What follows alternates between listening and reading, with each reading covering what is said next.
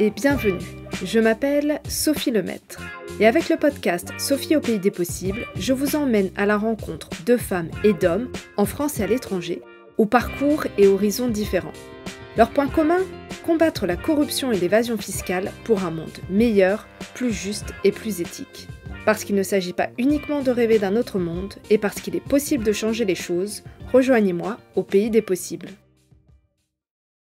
Bienvenue dans un nouvel épisode du podcast. Comme vous le savez, j'aime bien vous faire voyager et vous faire découvrir comment d'autres luttent contre la corruption et l'évasion fiscale. Après avoir été en Norvège et en Suisse, je vous propose de découvrir un nouveau pays européen. Direction le Portugal avec Susana Coroado, chercheuse et ancienne présidente de Transparency International Portugal. Avec Susana, nous discutons des pratiques de corruption au Portugal et nous regardons aussi comment elles peuvent différer de ce qu'on peut trouver en France. Étonnamment, le Portugal est un lieu privilégié par celles et ceux qui veulent blanchir leur argent. Je ne vous en dis pas plus et je laisse la place à ma conversation avec Susana. Bonne écoute! Bonjour Susana Coroado, bienvenue sur le podcast. Merci d'avoir accepté mon invitation et de faire cet épisode en français. Vous êtes actuellement chercheur à l'Université d'Anvers en Belgique et avant cela, vous avez travaillé pour Transparency International Portugal pendant 6 ans. Vous en avez été aussi vice-présidente de 2017 à 2020 et présidente de 2020 à 2022. Dans cet épisode, nous allons parler de la corruption au Portugal, mais avant cela, dites-nous comment vous en êtes arrivé à vous intéresser à la corruption. J'ai vu que vous aviez occupé des fonctions à l'ambassade du Portugal en Israël et en Allemagne. Alors comment êtes-vous passé de la diplomatie à la lutte contre la corruption ? Salut Sophie, merci pour l'invitation. Je crois que mon intérêt sur la corruption était vraiment par hasard. J'étais toujours intéressée par la politique. J'ai étudié de la science politique, je travaillais avec la diplomatie et les relations internationales. J'avais toujours un intérêt pour toutes choses publiques. Et une fois, j'ai vu une annonce pour la Transparence Internationale Portugal que cherchait quelqu'un pour faire une étude sur le système national d'intégrité au Portugal. J'ai envoyé mon CV et c'était simple comme ça. Après avoir commencé à travailler sur le sujet et avec les gens qui travaillaient en Transparence Internationale Portugal, je commençais à m'intéresser beaucoup plus sur cette affaire, sur les conséquences de la corruption dans l'économie et surtout dans la démocratie. J'ai vu que vous aviez aussi réalisé une thèse sur le risque de capture par le pouvoir politique et par les intérêts économiques au Portugal. Qu'avez-vous constaté à travers vos travaux de recherche ? Dans mon doctorat, j'ai étudié les risques de capture des organismes de régulation au Portugal au fil du temps, c'est-à-dire sur la question de savoir si ces organismes sont indépendants du pouvoir politique et des entreprises qu'ils régulent. Parce que la théorie et aussi les directives de l'Union européenne recommandent que ces organismes soient indépendants de ces deux côtés du marché. Et ma conclusion est que les régulateurs qui supervisent les secteurs où l'État a une grande influence, comme l'énergie, les télécommunications, ils ne sont pas très indépendants du pouvoir politique.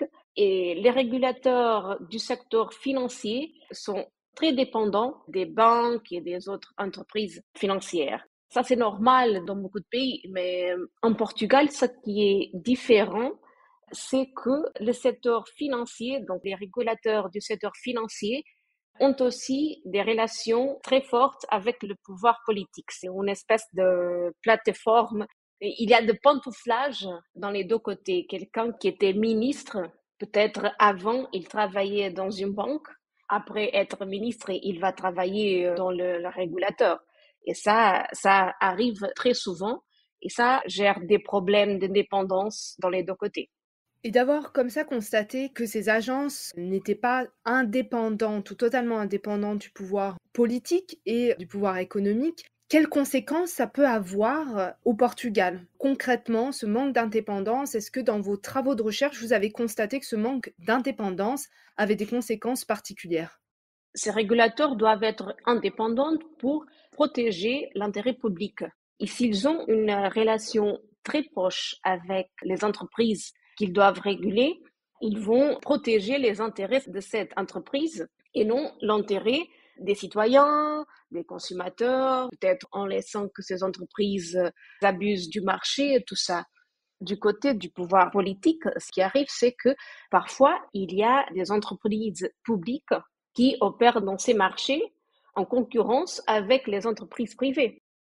Et donc, si les régulateurs ne sont pas indépendants des pouvoirs politiques, ils peuvent protéger ou bénéficier l'entreprise publique et pas les entreprises privées ou parfois prendre des décisions, par exemple sur les prix, qui vont bénéficier le pouvoir politique. Par exemple, s'il y a des élections, le pouvoir politique ne veut pas que le prix de l'électricité monte.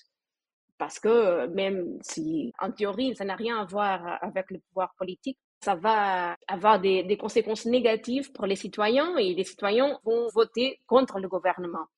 Mais si le marché a besoin de monter les prix à cause, je sais pas, d'une crise énergétique et tout ça, ça doit marcher. Le marché doit avoir le droit de le faire. Ces régulateurs peuvent bénéficier du pouvoir politique s'ils ne sont pas indépendants. Comme vous avez donné plusieurs exemples, on voit bien l'influence que ça peut avoir, surtout que vous avez donné l'exemple en amont d'élections, le gouvernement qui se représente demande à cette agence de ne pas augmenter les prix de l'électricité ou d'autres choses. C'est une manière déjà d'obtenir des votes. On voit bien les liens et l'importance de l'indépendance de ces agences. Vous avez mentionné un peu plus tôt le pantouflage. Je voudrais qu'on revienne là-dessus. En France, on parle de plus en plus des risques de conflits d'intérêts avec justement la pratique des pantouflages ou des portes tournantes, qu'on appelle aussi revolving doors en anglais. Dans quelle mesure ces pratiques-là de pantouflage, de portes tournantes sont un problème au Portugal? C'est un problème très sérieux, vraiment. Il y a beaucoup de pantouflage. Il y a des pantouflages, par exemple, entre le gouvernement et l'administration publique. Par exemple, je sais qu'en France, il y a l'École nationale d'administration qui a créé une grande élite administrative. Au Portugal, ça n'existe pas. Bon, il existe une petite école d'administration nationale, mais cette école n'a pas réussi à créer une vraie élite indépendante du pouvoir politique.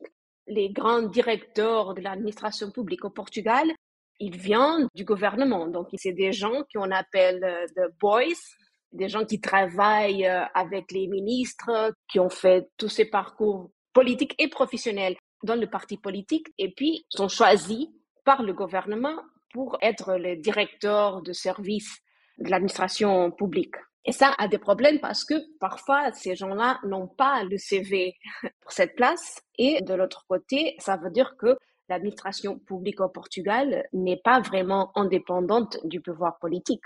Et aussi que les gens qui travaillent, les fonctionnaires publics au Portugal, ne peuvent pas jamais avoir l'espoir de faire une progression professionnelle jusqu'au niveau plus haut de l'administration. Il y a toujours un niveau qu'ils savent qu'ils ne peuvent pas passer parce que ça, c'est réservé aux hommes politiques. Dans l'autre côté, il y a aussi le pantouflage entre le gouvernement, la politique en général, et les grandes entreprises ou les grands cabinets d'avocats au Portugal. Et la loi n'empêche presque rien. Il y a seulement 2, 3 situations dans lesquelles, par exemple, les ministres ne peuvent pas trouver un emploi dans une grande entreprise avec laquelle ils ont travaillé comme ministre. En fait, ils peuvent faire presque tout ce qu'ils veulent après sortir le gouvernement. De ce que vous décrivez, ça a l'air assez différent de la France, puisqu'en France, des membres du gouvernement, s'ils veulent aller occuper des postes par la suite, ils doivent obtenir la validation de la Haute Autorité pour la transparence de la vie publique qui va émettre des avis de compatibilité, le fait que c'est possible pour tel ancien ministre de rejoindre par exemple telle entreprise ou tel centre de recherche ou telle ONG, ou bien des réserves, ou bien dire que ce n'est pas compatible. Donc là, de ce que vous décrivez, en fait, il n'y a aucun cadre. Et donc, les membres de gouvernement, par exemple, le ministre de l'énergie pourrait très bien par la suite travailler pour une entreprise de l'énergie, si j'ai bien compris. Oui, c'est ça. Ils ne peuvent pas travailler si l'entreprise a bénéficié d'argent public ou si elle était privatisée ou quelque chose comme ça. Mais toutes les autres situations sont possibles. Pour vous donner un exemple, je crois qu'il y a 2 années, l'ancien ministre de l'Environnement, il est un ingénieur, mais il est devenu consultant d'une fondation créée par un cabinet d'avocats qui travaille avec les questions de l'environnement. Et ça, c'est possible parce que c'est pas une entreprise. Et parce que l'entreprise n'a pas reçu des bénéfices du gouvernement. Mais en fait, il était contraté par ces cabinets d'avocats parce qu'il connaît très bien le secteur, il a des informations très importantes sur les plans du gouvernement, sur la situation de l'environnement au Portugal. Il a aussi des contacts au milieu du gouvernement et des partis politiques qui sont au pouvoir. C'est pour ça qu'il a été contraté par ces cabinets d'avocats. Il n'y a aucun empêchement légal. Et alors, est-ce que ces pratiques-là, ça génère des remises en question au niveau de la société civile ou des citoyens? Est-ce qu'il y a des questions qui sont posées? On dit, ben non, c'est pas une pratique acceptable, il faudrait changer, ou bien il n'y a pas encore ce débat au sein de la société portugaise? Il y a ce débat, je crois que c'est une des raisons parce que les citoyens ont de moins en moins confiance au pouvoir politique et aux institutions politiques.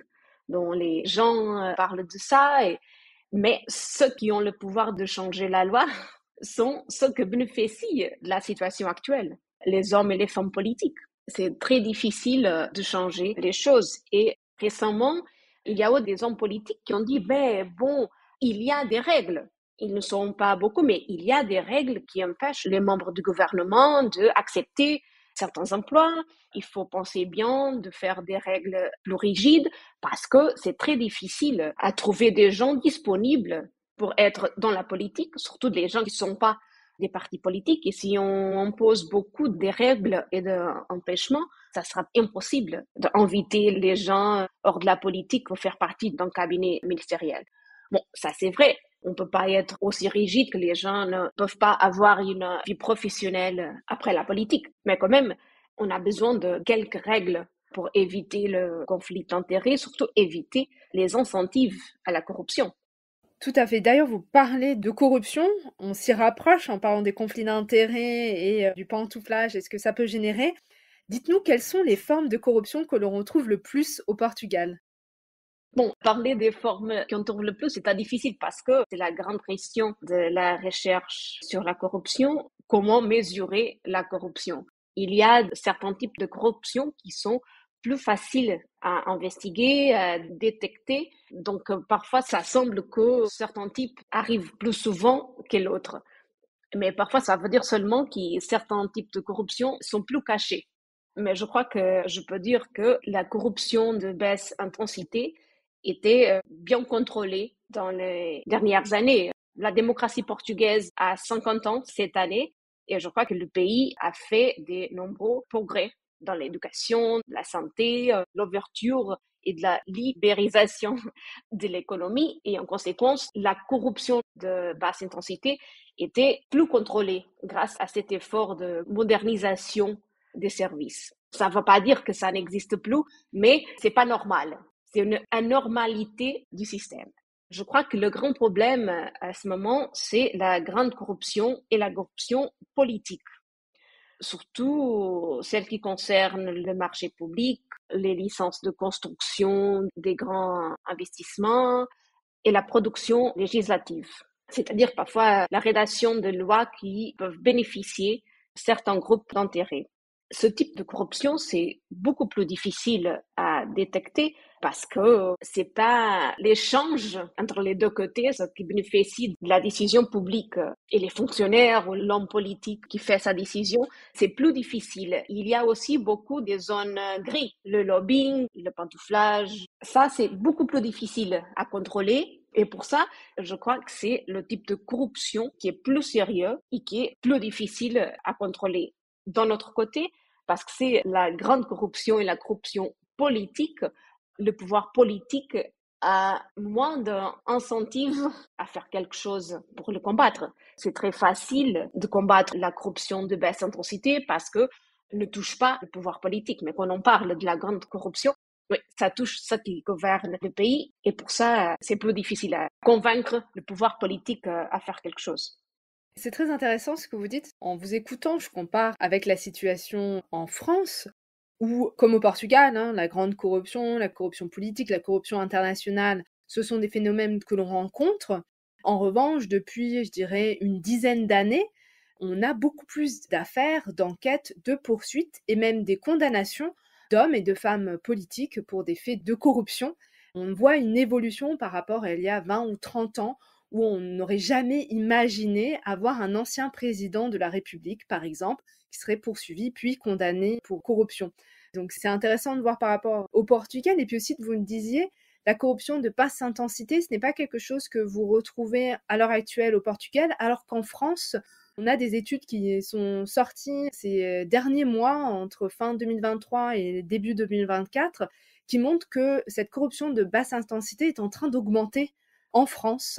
Il y a des alertes au niveau du coup des pouvoirs publics pour prendre ce problème à bras le corps, parce que si on a cette corruption qui s'installe, ce sera très difficile de revenir dessus. Donc c'est intéressant de voir le parallèle et l'évolution des deux pays, de voir la différence. Et puis j'espère du coup qu'au Portugal, il y aura des grandes affaires de corruption qui seront poursuivies. Il y aura des sanctions à l'encontre des hommes et des femmes politiques si ils ont commis des faits de corruption. Je voudrais maintenant qu'on passe à la question du blanchiment, puisque ces dernières années, le Portugal a été éclaboussé par différents scandales de blanchiment. Et pour moi, c'est quelque chose d'assez étonnant. Je ne m'attendais pas à ce que ce pays soit haut risque en matière de blanchiment. Comment est-ce que ça se fait que le Portugal est au risque de blanchiment? Quelles en sont les causes? Je crois qu'il y a beaucoup de causes, mais surtout une combinaison d'institutions faibles.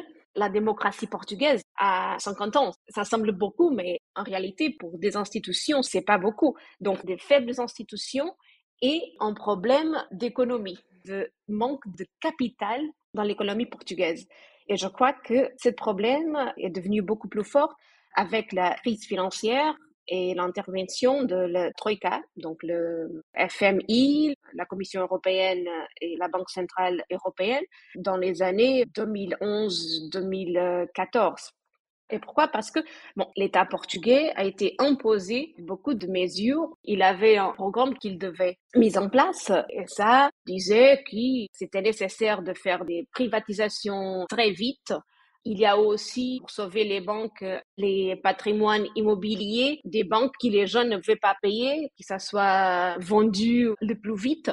Donc le pays a eu une nécessité très forte et très vite de l'argent de l'étranger.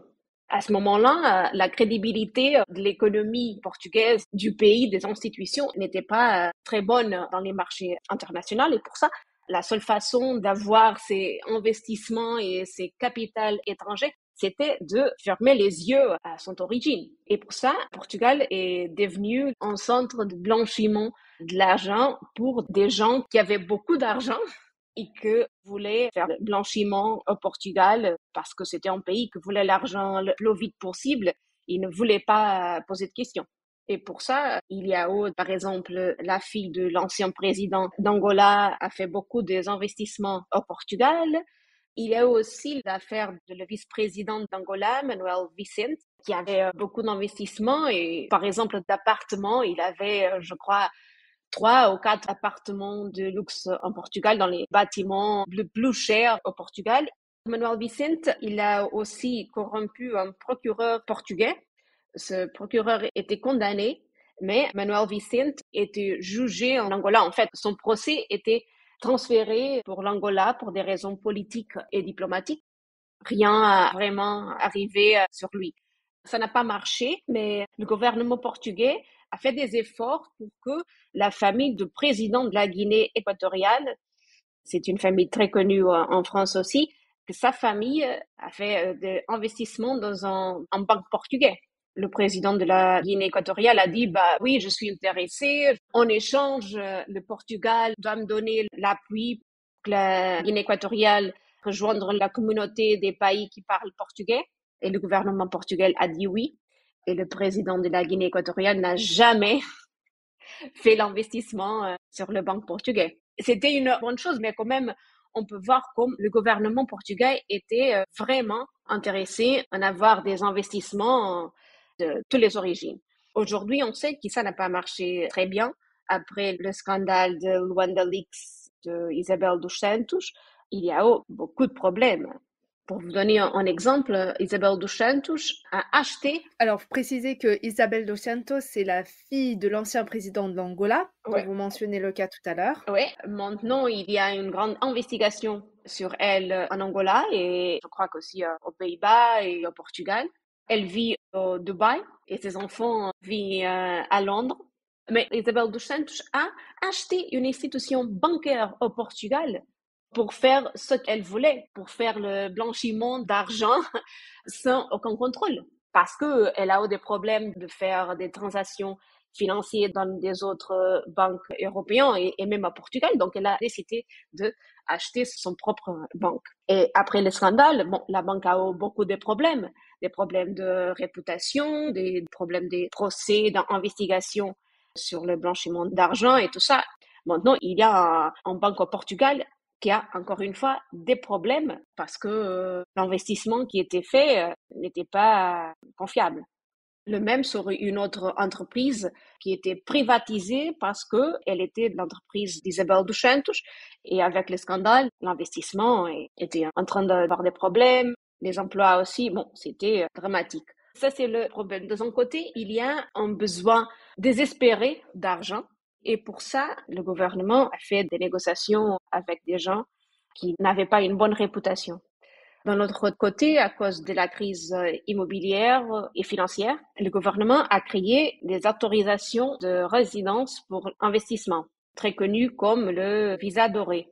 Et avec ça, quelqu'un qui fait une transférence de 1 million d'euros ou achète des patrimoines immobiliers de un demi-million d'euros ou crée, je crois que 10 emplois au Portugal, ces gens ont le droit d'avoir un visa qui lui permet de circuler dans l'espace Schengen, d'avoir l'accès au système bancaire de l'euro. Et en fait, ça a créé aussi beaucoup de problèmes, beaucoup de risques de blanchiment d'argent parce que les autorités publiques qui donnent le visa n'ont pas les pouvoirs de faire les contrôles de blanchiment d'argent. Les banques ont un peu, mais la plupart d'investissements est fait dans le secteur immobilier. Les agents de ce secteur disent, bah, nous ne sommes pas la police, on ne fait pas de contrôle. Et donc, en réalité, il n'y a pas de contrôle sur l'argent qui est d'ailleurs ces investissements immobiliers au Portugal. Et tout le temps, Transparency International au Portugal et à Bruxelles a lancé des alertes sur ça, les institutions de l'Union européenne aussi, et le gouvernement portugais ne fait rien. Il dit toujours, hein, nous allons changer un peu, mais il ne change presque rien. Donc, il ne touche pas les problèmes des risques de blanchiment d'argent. Merci pour tous ces exemples qui nous permettent de voir comment se déroulent les pratiques de blanchiment au Portugal à travers la pratique des visas dorés, les investissements, l'achat de maisons, d'immeubles, d'appartements, etc. Et puis aussi des participations dans les banques. Ça, c'est quand même une idée assez géniale, hein. On ne veut pas être contrôlé, on veut être sûr de pouvoir faire ces transactions suspectes en étant tranquille. Eh bien, achetons des parts dans une banque, pourquoi pas.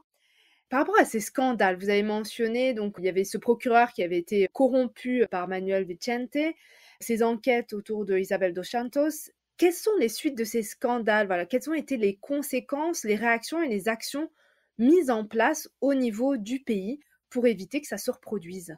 Presque rien. Enfin, au niveau de la justice au Portugal n'est pas du tout vite. Il y a encore des investigations, il n'y a pas de condamnations, de rien, donc on attend. Au niveau du pouvoir politique, bah, il dit, bon, nous ne savons pas et ça n'est pas notre responsabilité. C'est le problème de Madame dos Santos, c'est le problème de Monsieur Vicente. Ils disent, bon, s'il y a des investigations, c'est la justice fait son travail. Donc, nous avons rien à voir. Je crois que la seule vraie conséquence était au niveau de l'association des avocats qui, pour la première fois, a rédigé le règlement pour les règles des avocats, ses obligations de contrôler ses clients au niveau de blanchiment de l'argent. Mais je crois que c'est seulement une chose au papier. L'association a fait ça parce qu'il avait beaucoup des avocats dans cette investigation avec des relations très proches avec Madame dos Santos. Et c'est ça. Je crois que au Portugal, il y a toujours un homme ou une femme du business qui a beaucoup d'attention par le pouvoir politique et médiatique. Ils sont toujours vus comme la grande espoir du Portugal. Et après, il y a sa chute publique. et les responsables politiques et même les directeurs des entreprises disent, bon, nous ne savons pas, ça arrive. Et après, ils cherchent une autre personne pour être le grand homme du business à chaque moment.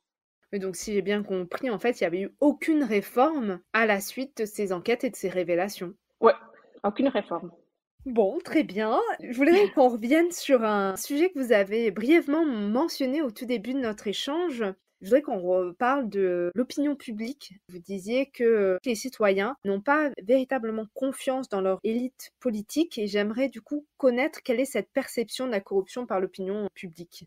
Et puis deuxième question qui va avec, dans quelle mesure les citoyens, la société civile se mobilisent-ils contre la corruption? Bon, ce qui disent les études de l'opinion publique, c'est que la plupart des Portugais pensent que la corruption est un grand problème du pays et que la confiance dans les institutions, surtout dans les institutions politiques, est très faible. Mais il n'avait pas beaucoup de conséquences politiques.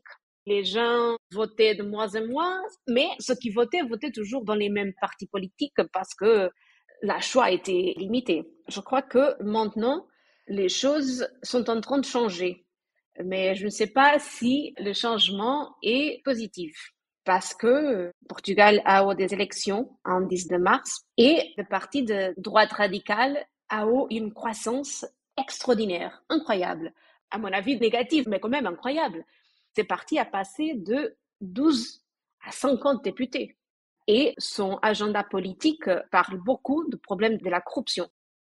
Et ils ont mobilisé beaucoup de gens qui ne votaient pas. Si ces gens-là est mobilisé à cause de la corruption, ça c'est bon. Mais s'ils vont voter dans des partis politiques qui sont une menace à la démocratie, ça on a un problème. Mais la vérité, c'est que jusqu'à ce moment-là, les partis politiques n'avaient jamais regardé la corruption comme un problème sérieux. C'est vrai que de temps en temps, il y a des réformes législatives qui touchent la corruption ou qui touchent la transparence de la politique et tout ça, mais ce sont des réformes que les partis politiques disent sont fantastiques, très innovatives et tout ça, mais en réalité, ils ne changent rien. Par exemple, en 2020, le gouvernement a proposé une stratégie nationale contre la corruption. Mais en fait, la stratégie touche surtout la corruption de basse intensité et ignore complètement la corruption politique. Donc, c'est un peu bizarre parce qu'il y a beaucoup de scandales sur la corruption politique, mais après, le pouvoir politique ne fait presque rien pour changer ça. Et donc, c'est normal que les gens ne font pas confiance à cette classe politique qui n'a pas vraiment l'envie de changer les choses dans la lutte contre la corruption. Maintenant, avec ces victoires, le parti de la droite radicale est devenu troisième place, mais pour eux, c'est une vraie victoire. Donc peut-être avec cette victoire-là, cette menace aux partis politiques traditionnels, peut-être ils vont commencer à penser que nous devons faire vraiment quelque chose pour ne pas perdre ces citoyens, ces gens qui ont voté dans la droite radicale, et peut-être ils vont commencer à faire quelque chose pour changer la vision de l'opinion publique. Mais je crois que ça prendra beaucoup de temps parce que les niveaux de confiance des citoyens aux hommes et femmes politiques est très faible. Mais face à ça, est-ce que les citoyens se mobilisent? Je pose cette question parce que je pensais par exemple à l'affaire Cahuzac qui date de 2013 en France où on apprenait que le ministre du budget avait un compte bancaire en Suisse. Il a été suspecté de fraude fiscale, il a nié le fait qu'il avait un compte bancaire en Suisse, etc. Bon, plus tard, il a été condamné pour fraude fiscale. S'il a démissionné et si par la suite, on a eu des lois, des réformes, notamment qui ont créé la Haute Autorité pour la transparence de la vie publique ou bien le parquet national financier, des procureurs qui poursuivent des faits de corruption notamment. Et ça, c'est parce que derrière, il y avait les citoyens qui se sont mobilisés et qui ont dit bah non, on n'accepte plus ces pratiques-là, on a besoin de changements. Et donc vraiment, la pression, la mobilisation citoyenne a conduit à du changement. Donc, je serais assez intéressée de comprendre dans quelle mesure les citoyens se mobilisent et mettent la pression sur leurs députés, sur le gouvernement, font part de leur colère par rapport aux pratiques de corruption de leurs élites. Non, il n'y a pas beaucoup de mobilisation des citoyens. Et ça, c'est une frustration pour quelqu'un comme moi qui a travaillé dans la société civile avec Transparency International. Et je crois que la mobilisation se fait vraiment à travers les élections. Ce qui a changé, c'est que à cause de la crise financière, donc un problème économique au Portugal, le fait qu'il y a beaucoup de scandales qui touchent des premiers ministres. Portugal a un ancien premier ministre qui est accusé de corruption très sérieuse, des affaires très très graves. L'indépendance et des travaux que les procureurs ont fait ces dernières années contre la corruption, de l'investigation. Et aussi, je dois le dire sans modestie, le travail de Transparency International au Portugal avec le média, ça a mis le thème de la corruption dans le débat politique et les débats publics. Et ça met des pressions. Et c'est pour ça que de temps en temps, il y a une réforme. Le problème, c'est que cette réforme-là n'est pas bien faite, n'est pas bien désignée. Et puis, bien sûr que la pratique est encore pire. Pour vous donner un exemple, Portugal a aussi une autorité pour la transparence. Quand elle a été créée, le président de la République a dit, bon, Portugal doit regarder la haute autorité française pour s'inspirer. Mais en réalité, l'entité portugaise n'a rien à voir avec la haute autorité française. Rien à voir, n'a pas la même indépendance, n'a pas les mêmes pouvoirs, n'a pas les mêmes ressources financières et humaines. C'est complètement différent. Et en fait, elle a été créée dans la loi en 2019 et elle va seulement commencer à travailler en 2024 parce qu'il y a des petits problèmes. Il n'avait pas un bâtiment pour l'entité. Après, le bâtiment n'avait pas des conditions. Il y a toujours des excuses pour ne pas faire fonctionner ces institutions qui supervisent l'intégrité politique. Écoutez, merci beaucoup, c'était passionnant. On arrive à la fin de cet échange. Je vais vous poser les 2 questions que je pose toujours à mes invités. La première, quel rôle peut-on jouer en tant que citoyen pour lutter contre la corruption? Bon, nous pouvons nous mobiliser. C'est ça que je manque au Portugal. Donc, nous pouvons voter, nous pouvons faire des manifestations dans la rue, nous pouvons écrire au gouvernement, pressionner les autorités publiques qui sont plus proches à nous. Peut-être c'est difficile d'influencer le gouvernement central, mais peut-être nous pouvons être plus engagés dans les politiques de notre ville, de notre quartier. Nous pouvons lire bien les propositions des partis politiques quand il y a des élections et voter dans les partis qui ont, à notre avis, les meilleures propositions pour lutter contre la corruption et pour protéger la démocratie. Je crois que à ce moment en Europe, la corruption, c'est pas seulement un problème de marché public ou des ressources publiques, mais c'est vraiment un problème de démocratie. La démocratie n'est pas complètement protégée dans les pays européens. En Hongrie, on entend régulièrement voilà, les restrictions qui sont mises sur la société civile, les médias, les journalistes. En Slovaquie, on est en train d'avoir aussi un changement. Et pour parler de la France, on voit aussi en France des mesures restrictives qui sont mises en place, des atteintes à la liberté pour les associations, les journalistes. Donc c'est vrai qu'on note un recul dans plusieurs pays européens. Pour terminer, auriez-vous une œuvre à recommander? Un livre, un film, une œuvre au sens large qui permettrait en fait à nos auditeurs et auditrices de continuer à s'informer sur ce sujet. Je veux recommander le livre qui s'appelle Moneyland. Je ne sais pas si c'est ce livre de Oliver Bulow. Il y a une version en France, mais c'est un livre qui explique très bien les grands enjeux de la lutte contre la corruption et la façon de faire la corruption au niveau national et international sur le blanchiment d'argent, sous les visas et les passeports dorés, sur les conséquences. L'auteur écrit beaucoup sur l'Ukraine. Il explique très bien les conséquences de la grande corruption au niveau des citoyens. Pour moi, c'est un de mes livres préférés sur ces thèmes de la corruption. Merci, je ne sais pas non plus s'il est disponible en français, je regarderai et je mettrai comme d'habitude les liens dans la description de l'épisode et sur le site internet. Susanna, encore un grand merci pour cet échange. Merci de l'avoir fait en français. C'était passionnant. On a appris plein de choses sur la corruption au Portugal, l'évolution aussi. C'était vraiment très intéressant de voir l'impact, quand vous avez mentionné la crise financière, les demandes de la Troïka et ce que ça a eu comme effet sur le Portugal. mentionner aussi l'absence d'action au niveau politique, l'opinion publique qui ne se mobilise peut-être pas encore suffisamment au Portugal. C'était très intéressant, donc un grand merci d'avoir été là avec nous pour cet épisode. Merci beaucoup pour l'invitation et excusez-moi pour mon niveau de français. C'était parfait, Susanna. Grand merci. Moi, je ne pourrais pas faire ça en anglais, oui, mais pas dans une troisième langue, donc merci à vous. Merci d'avoir écouté l'épisode jusqu'au bout. Si vous ne l'avez pas encore fait, abonnez-vous au podcast et surtout partagez-le avec vos amis, votre famille, vos collègues. Et si vous pouviez me laisser un avis 5 étoiles, que ce soit sur Apple Podcast ou sur Spotify, cela permettra à d'autres de découvrir le podcast et de nous rejoindre au pays des possibles. Si vous souhaitez me contacter ou si vous voulez me suggérer des invités, n'hésitez pas, envoyez-moi un email, l'adresse est indiquée dans la description de l'épisode. Je vous dis à bientôt pour un nouvel épisode.